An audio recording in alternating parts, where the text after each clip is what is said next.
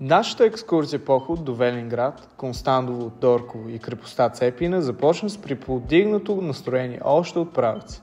Пътят беше изпълнен със смях, забавление и кратка почивка в Ихтиман. След почти 3 часа пътуване стигнахме до нашата първа цел – килимарския цех в град Константово. Тук се произвеждат ръчно изтъкани килими за най-известните аристократични и кралски семейства из цяла Европа. Благодарение на нашата изключително любезна домакиня Юлия, която ни разказа историята на цеха, имахме възможността да се докоснем отблизо до производството на килими, красящи замъците из цяла Европа.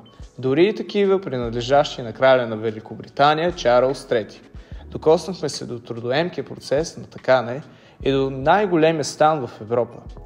Жените, работещи в този цех, заслужават аплодисменти за безценната си работа.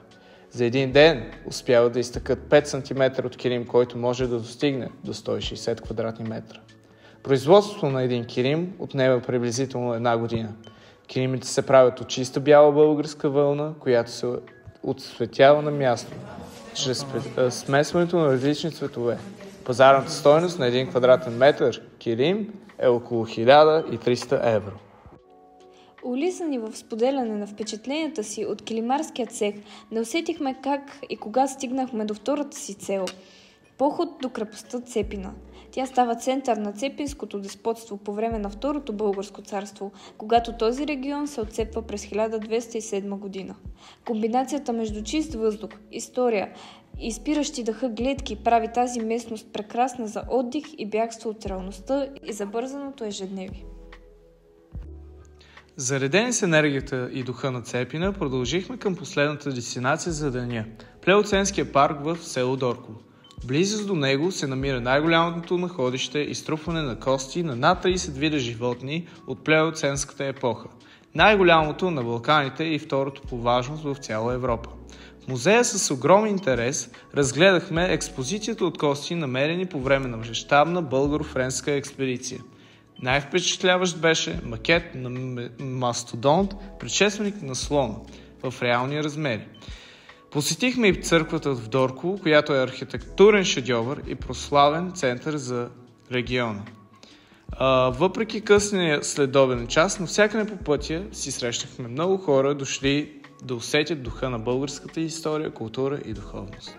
След като се настанихме в прекрасния семейен хотел Старата къща, отделихме време за отдих и разходка из центъра на Велинград, където посетихме и паметника на великия Николай Гяуров, прославил България и с оперните среди по целия свят. Насладихме се на прекрасна вечеря, поднесена ни в уютното хотелче. И тук цареше нашиския си дух с типична българска архитектура от времето на Възраждането. Благодарим от сърце на любезните домакини за невероятната обстановка. На втория ден не пропуснахме да посетим парка Клептуза, който е знаково място за Велинград, известен с карстовия си извор. Насладихме се и на половин-часово приключение с водни колела.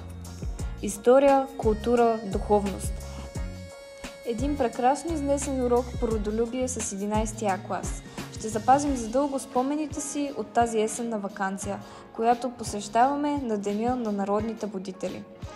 Приятелство и още нещо, което ще продължим да търсим и в бъдеще.